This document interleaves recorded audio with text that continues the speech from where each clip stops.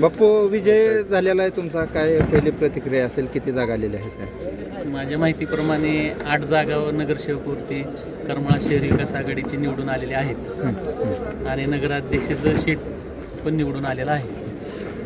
निकालाच्या आधीच आपलं बॅनर लागलेलं होतं, ही खात्री कशी होती तुम्हाला नेमकं?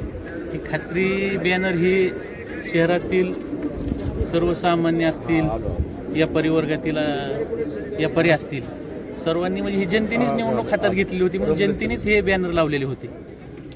काय बापू, पहिली निवडून आलेली काय प्रतिक्रिया असणार आहे? पहिले निवडून आलेले तर आनंदच आहे, परंतु आता पहिलं जे 30 वर्षामध्ये शहरात काम झालं नाही, आमच्यासमोर आव्हान असेल की शहराला सर्वप्रथम काम करायचं.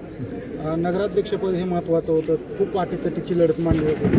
किती मताने ते पद आपल्याकडे आलेलं आहे? माझ्या माहितीप्रमाणे 1888 मतांनी शीट आलेला आहे नगराध्यक्षपदाचं. बाप्पू, ही जी विजय मिळालेला आहे, नेमकं ह्याचं श्रेय कुणाला देत आहेत आणि काय कारणं असतील, म्हणजे ह्या विजयाची कारणं काय आहेत तुमच्या?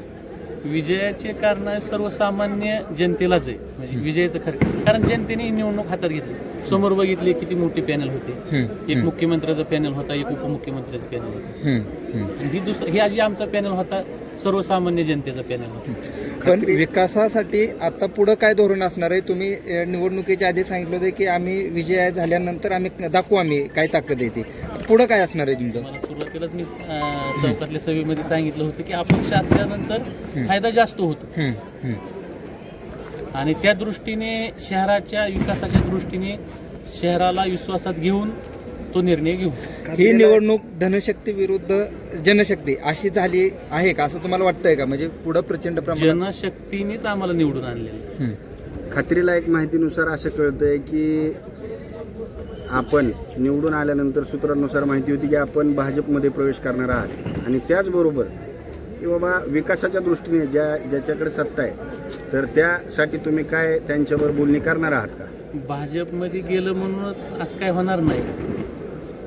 अपक्ष असल्यामुळे सगळ्याला निधी मिळतोच अपक्ष असल्यावर, पण जायचा प्रश्नच येत नाही ना. विकास करण्याच्या दृष्टीने आपण काय पाऊल उचलणार? विकासाच्या दृष्टीने आपल्याला 100% जाणं येणं होत असतं, परंतु पक्षामध्ये जायचं का नाही हा निर्णय शहरातील जनता ठरवल. बाप्पू, सावंत गटाला नेहमी हे नोलं जात होतं की गॉडफादर नाहीये कोण, पण तुम्ही एक निवडणुकीच्या आधी सांगितलं होतं एक फोटो दाखवून की आमच्या मागं कोण आहे ती, नेमका अदृष्ट हात तो कोणाचा होता?